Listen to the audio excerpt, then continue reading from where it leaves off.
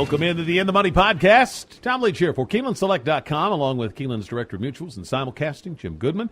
Going to take a look at the Late Pick 4 on the Saturday card at Gulfstream, which includes a couple of stakes races. It begins in the 10th race, which is a maiden race. These are always really challenging this time of year down at Gulfstream, Jim, and I don't think it's a race where I'd certainly want to try to single anybody. Who did you land on? Yeah, but I like the fact that it starts out the Late Pick 4 with a horse, with a race that you can look at a couple of first-time starters in here.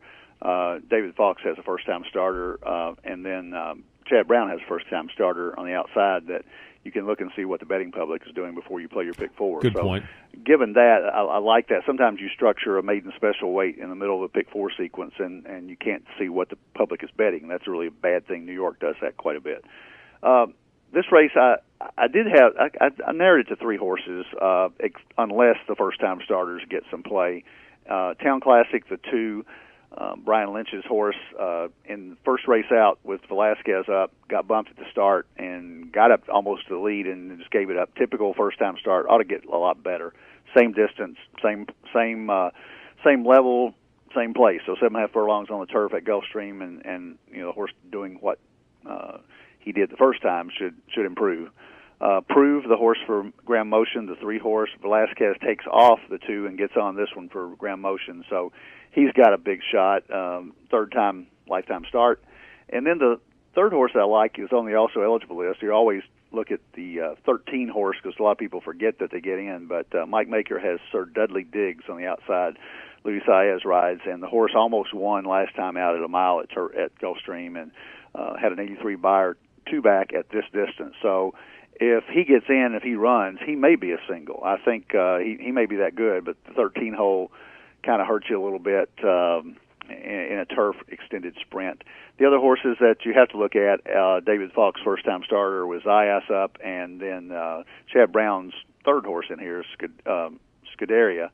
But I think that basically, I'm sorry, he only has 1 horse in here. He has a first-time starter. I was looking at another race, but he has that first-time starter that's always a good angle for Chad Brown. He's 19%. I would take in the pick 4. I probably would narrow it to 3, and if Sir Dudley Diggs gets in, I might even single here because I think he may be that good. I like the Riddler, or just Riddler, I guess it is, for Todd Pletcher. Beat over half the field in his first start off a long layoff and first turf race, but this was bred for turf, so I think he would be the one I would pick. But I'd want Scuderia, I'd want Town Classic, I'd want Prove, who I thought ran a nice race last time. If I go deeper, I'd take maybe Horner Man next. So depending on your budget, my ticket could end after the 2, 3, 7, 11. If you wanted to go, if your budget permits, go another horse, take 8, another one, maybe the 13. The next race is the Grade 2 Gulfstream Park Handicap, 4-year-olds and up at a mile. You got a bunch of Pletchers in here. I took It's a Knockout just for the class edge. The 102 buyer last time was his lifetime best, third off a layoff, so all the signs point to this horse. But I think Stanford, really liked the race he ran first off a layoff, so it was in a little lesser class, so I'm going to give a slight edge to It's a Knockout. And then Blofeld was a horse I know they were really high on last spring, and had some troubles, and now is coming back to the races, and I think is a horse that they have high hopes for. So even though he's given away a lot of a class edge, I would want him on my ticket. And then Valid, I think, is a must-use, just loves Gulfstream Park. So I would pick 2 for a win wager, but I'd use 2, 1, 4, and 5 in my pick 4 ticket. How about you? I went to the 3 Pletchers plus Valid. I think you can make a good case for It's a Knockout. Was competitive in the Grade 1 Don and drops back to his best distance. Could be a handful here. I think It's a Knockout would obviously, I think I agree with you that he would be the top choice. But one that you didn't mention, Anchor Down, is Pletcher's third horse. And, sometimes you look at a trainer who has multiple horses in there, and this one's going to be a better price than the other 2 with Lescano up, and sometimes you get fooled. And I would not throw Anchor Down out in a 7-horse field. Drawn outside, can track just off the speed and might be able to get a piece. But Valid is the obvious choice in here.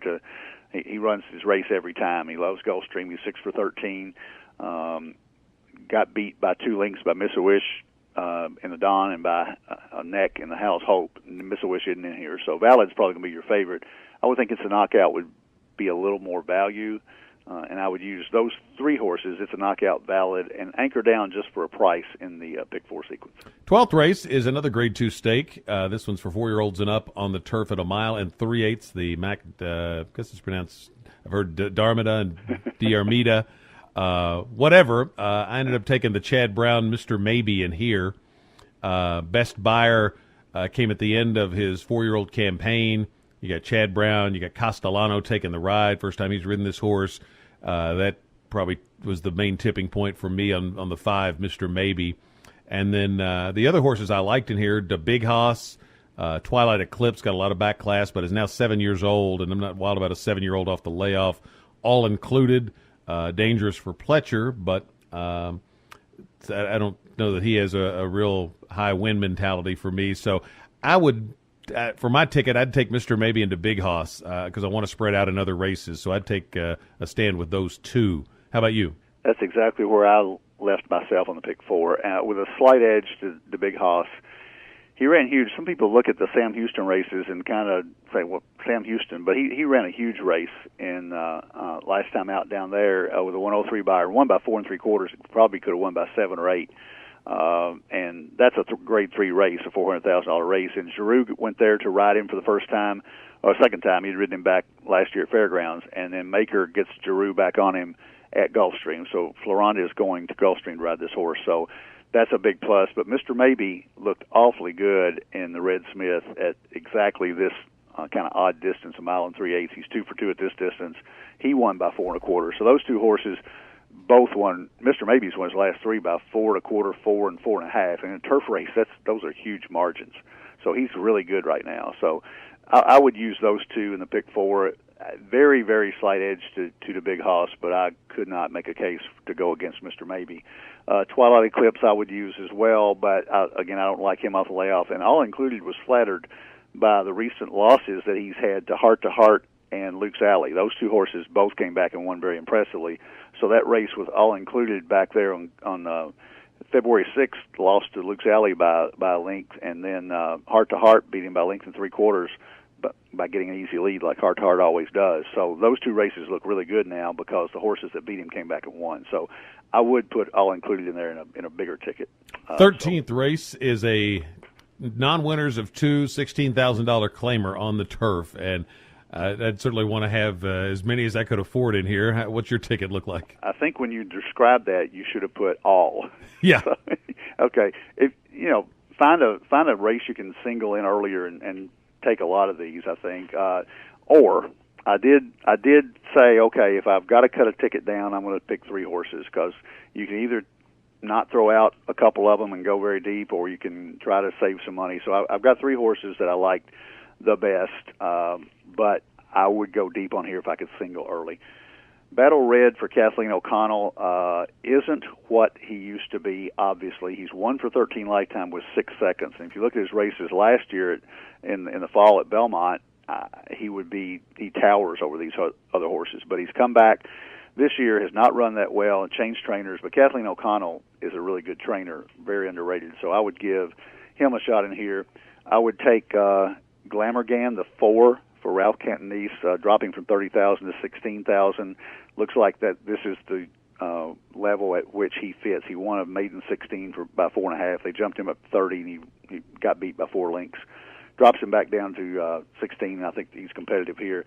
And Inspire Courage, the 5 horse, Castellano and Maker, but there's a huge flag here, dropping from a 50,000 non-winners of 2 lifetime to a 16,000. I don't know why they give up, but that's Kenneth and Sarah Ramsey, so maybe that's why they give up. That's the kind of horse you look at and you shake your head, but then you see Kenneth Ramsey in the winner's circle holding the bridle. So they don't care to give a horse away for 16,000 if they can get a win. So I would take those 3: Battle Red, the 1, Glamourgan, the 4, and Inspire Courage, the 5 horse. Inspire Courage is the one I picked just on the connections if I did a win bet, but Glamourgan I would use. Starship Frontier from the Wolfson barn. He's always dangerous in the Gulfstream races, so I'm going to use the 6. Whippo would be the next one I would take, would be the 10. I'm going to stop with those 4. Battle Red would be, I think, the next one I would take. But I'm going to stop with those 4. 5, 4, 6, 10 will be the one I'll use in the last leg. And wish I could have found somebody to convince myself to single earlier to have been able to afford to go deeper in here. So that's kind of the challenge you face on this particular pick 4 card. It's to me hard to find a single in which I'm just really confident in. There is a stakes race earlier on the card that you like a little bit. I do. It's only they put it out of the late pick 4 and kept it out of the jackpot pick 6. Obviously, put it in the 5th race. It's the very one. It's a Grade 3 race. It's a nice race at 1 mile and 3/16 on the turf for fillies and mares. And I like a filly in here named Olorda, a German bred for Chad Brown, who ran in the Matriarch last November and had a really rough trip. That's the race that Stormy Lucy won at like 35-1. Just nipped Recepta at the wire. And Falimbi was in that race. It's a very, very good race, and I thought Chad had a shot with this horse shipping out from Keeneland. Ran the QE2 here last October and only lost by 3 lengths. So she's coming off a layoff, but Chad gets them ready. Obviously, 28% for 61 to 180 days off, and I liked her then. I think with a clean trip, I think she's a good bet right here. Desita obviously has a chance. His other horse that's coming out of the Breeders' Cup Filly and Mare Turf, but they neither one have run this year. So turf horses, you kind of they run off a layoff better than dirt horses, it seems. I would take Orlorda in here and try to maybe catch an early. That's the last leg of the early pick 4. So I do like her in here. I also took a look at the Grade 3 Gotham, which is the 9th race at Aqueduct. It's another Kentucky Derby prep. Those come week by week this time of year. That's the race that Katie Gensler and I handicapped for the Keeneland Select Video race of the week that gets tweeted out. I took Mo Power for Pletcher. Has made 2 starts and one last time out, breaking his maiden on January 30th. And he's given away a lot of seasoning to Sunny Ridge, the 7, Conquest Biggie, the 6, and even a little bit to Shaggoff, the 2. But I watched the race back, and it's more impressive than it looks on paper.